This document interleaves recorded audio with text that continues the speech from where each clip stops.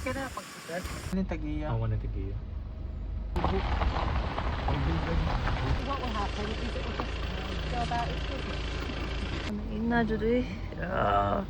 Bisita niya ha. Nana! Nasaan? Wa. Awa, bati na. Na makuhan bro? Ha? Pwede nakakilos. Dami bang kutan? O na. Oh, lain rin uod. Ano ko ng vacuum? Ay baro bro.